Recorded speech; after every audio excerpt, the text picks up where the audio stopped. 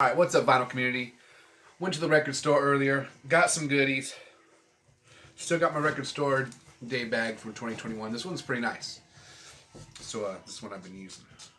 So anyways, what did I get from the store? Well, hopefully my video doesn't get flagged for what's being played right now, but Battletoads soundtrack. Okay, I've had this on hold forever. And you guys are like, really? You're a gamer? No, but back in the day when Super Nintendo was the cool thing that just came out, when Battletoads came out, this game was fire, okay? My generation knows about it, okay? You played Battletoads, you and your homie, until you beat the game. And then you beat the game, and then you beat the game. It's just an awesome game. And I can remember, I was like, soundtrack to that was fire. So, yeah, I got Christmas tree lights up, don't laugh at me. So, I finally got this. This shit's worth some money now. This is on Pimple Pink. So I seen the ones that were in green. Anyways, I think this is worth some fucking cash now. I have no idea. I got it for a store price. Super stoked. I think it's a double LP. Alright, so it's one. It's one record. No, it's two. It's a double LP. So I got a double LP of Battletoads. And it's kind of trippy because it says Xbox Game Studios. So either way, it's kind of weird to see Xbox logo on a vinyl. It says Rare, which I think is the company that made the game actually. But anyways, super stoked to get this. I'm going to put this on and spin this and have some nostalgic memories of me and my good friend playing the Battletoads. So before I pull what's the last one in the bag, let me show you what's playing right now. And some of you might already know if you can hear it. I have it at a real low volume. I already dropped this record, I think, because, jeez, just been having. All right, got this today. I opened it, had to listen to it, super stoked. It was an import. It had a sticker that said import, and they had ones with a green sticker saying colored vinyl, one with saying a mixture of color, like showing what the color of the vinyl is. So I thought, well, is this one with the green sticker, green one? Even though, it's usually the scenario. So it was. It's on the see-through green. This is a double LP. I don't have any Marilyn Manson on vinyl. It's my first Marilyn Manson. Now, how did I become a Marilyn Manson fan? When Marilyn Manson first came out on the scene, I was not a fan. As a matter of fact, I think I disliked the music when I heard it. I was like, no thanks. And I don't think I really gave it a chance because when I was a kid, it seemed like the people that were listening to Marilyn Manson were like the people that were just trying to prove they're weird by listening to Marilyn Manson. Now, nothing wrong with that. And, but me, I just felt like, they're trying too hard. Just be yourself. If you being yourself led to Marilyn Manson, right on. So, now I don't really kind of give a shit about any of those types of things, but when you're younger, for some reason you do. I have no idea why. Maybe that's the ego. I think I just got fucking dog saliva now on here. Jeez, man. My dog, she's like, what's that quote? Destroyer of worlds from Oppenheimer.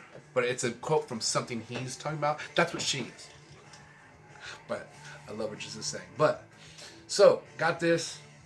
It's not, I wish it was a gatefold. That would be sick. But it is on nice, like, photo, whatever you call this, photo paper or some shit.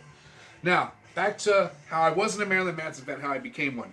So, Marilyn Manson came out, wasn't into it, but he was always kind of in the news media from the drop, just being Marilyn Manson. He got a lot of attention back in the day. And so, finally, Ozfest, 2003, I want to say. I think that was a year. I could be wrong. But it was one of the early Ozfest. We had won tickets to it, and a friend and I went. And Marilyn Manson was like, I want to say one of the first bands on the main stage.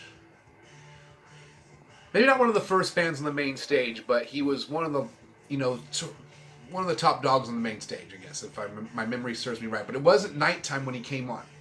So we knew Marilyn Manson was next. And I wasn't a Marilyn Manson fan, but I was like, hey, some time had passed since the last, I didn't like, in my head, I dislike his music. So much so as I just really didn't give it a chance, I feel like. So at this time I'm getting ready to see him. Little did I know it wasn't the original lineup by this time. By this time, he had John Five on guitar, had Ginger Fish on drums, had like a real solid band, which I had no idea of any of these guys at the time. So they're getting everything ready. It took a minute. It seemed like he had a lot of stuff they're putting on stage, but it's a festival, so they couldn't go too crazy. So he finally comes out, and they did it. It was like, okay, here's fucking Marilyn Manson, and I gotta say, this motherfucker killed it. They put on such a good performance.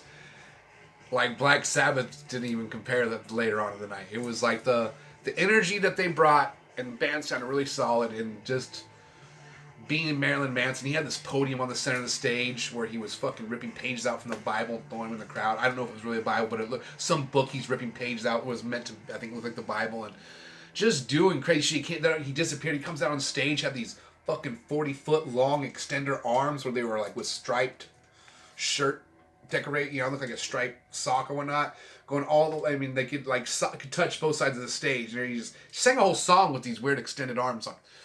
And then had these women came out dressed as like toy soldiers and some skimpy shit, playing drums like fucking robots for like a portion of the set. Just overall, it was a super performance, and I gotta say I was blown away because I was not expecting Marilyn Manson to be like, I was like, oh, like wake me up when this is over so I could catch some of the next bands. I think that one of the bands that came on later could have been Korn. Anyways, none of the bands really matched the level, even though they were all great musically wise and all did a great performance. But I just felt like even the crowd, he had peaked the crowd out. He got the crowd so pumped up that the energy couldn't come back as high as it was. So after that, kind of became a fan of Marilyn Manson. Not a hardcore fan, but got a few of it. There's like 4 or 5 albums that are really good, and then he kind of started going off. And what the stuff's good, but wasn't so catchy in my opinion as his early stuff. And this album, man, it's got the groove to it. It's not, the fact that this dude was involved with the, with Nine Inch Nails, and basically that's what put him on the map, as being involved with them. I'm pretty sure, with Trent Reznor, and I feel like Trent Reznor had, even though like whatever, they had some feud or some shit, but then it was nothing probably, and either way, it's it's kind of offshoot of that time, of that type of music that came out, and definitely had his own unique style. It wasn't at all like Nine Inch Nails, even though it's a similar style. So anyways, enough about that album. Super stoked because I've been trying to find some Marilyn Manson, and they finally, just in the last year, I think I was like, whoa, I've seen some stuff, and I've never seen anything back in the day. So anyways, definitely got to get this one. There's All My Children or whatever that one's called, something like that. That one's good. It's not as good as this one in my opinion. This first one's really good. And again, these were, because they're imports and a little bit on the pricey end. But I took a stack of records that I wasn't listening to. I went through my collection. I was like, man, I got this one I'm not listening to, this one that didn't hit. And took it all in there, and they gave me a good little, some store credit.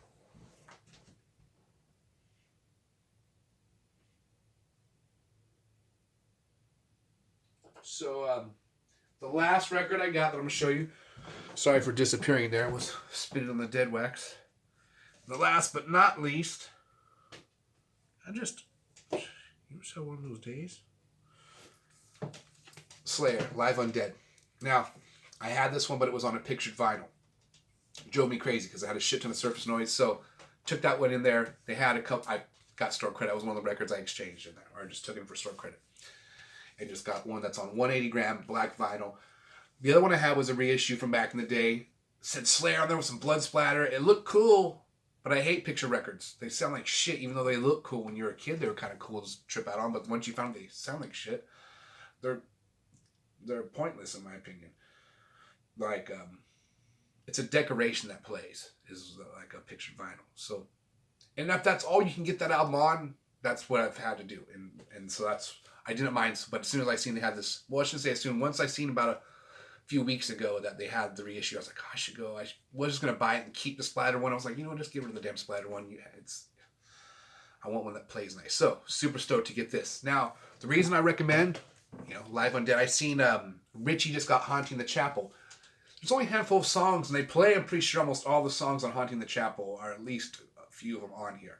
But this basically, Show No Mercy and Haunting the Chapel, I feel like they play almost both those albums on here live. So you're kind of getting two albums for one in a weird way. But here, let me see. I know I have an original pressing of Show No Mercy, first U.S. pressing, and if Richie, you watch this video, I'll have to go comment on his video, which I should have done. Really, go check out Vinyl Richie, killer channel. Really seems like really interesting. He is an interesting person. Seems like he'd be fun to hang out with.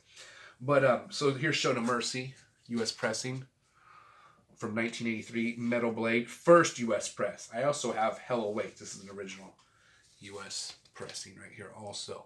I'm not trying to rub it in anyone's face, but let's see. Hell Awaits hadn't came out yet, but definitely get Hell Awaits. Also, that's my favorite album out of all of them, just because it was my first love. But let's see.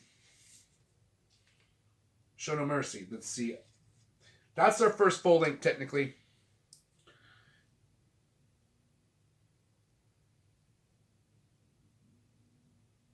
Yeah, there are 2 songs. See, Captor of Sin is off Haunting the Chapel, I'm pretty sure. The Antichrist, yeah, they play like 3 or 4 songs already.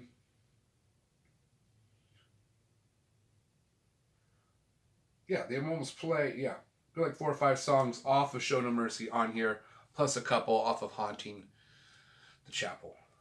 And super killer. This is a great live album too because it's in a small venue. It's not like they're playing in a big old arena. It's back, you know what I mean? They're playing a club, and you can hear people like fucking just yelling crazy shit. It's fucking hilarious, but it's well, it's probably my second favorite Slayer album.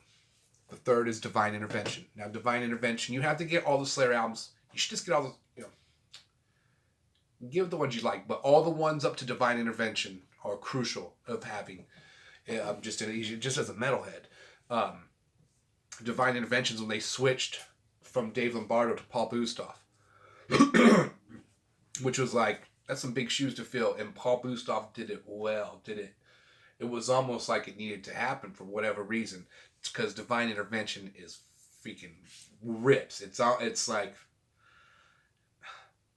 that's the peak of that era of Slayer from like 88 to that album is like, that's where they finally peaked out as far as that. They kind of went, still Slayer. They've always kind of stayed true to the roots, but Divine Intervention is the culmination of everything they've written and could do. And then they got a drummer that was not better than Dave Lombardo, just a little bit different rhythmically wise, with the kick drum most notably. So just killer album. And I have that on vinyl also. I have a good portion of the Slayer catalog. So that's what I got. Trying to keep this short and sweet here. Oh, and I got a couple cassette tapes. Okay. Punkorama. Epitaph compilation from back in the day. Wasn't my favorite comp, but it was super popular back in the day.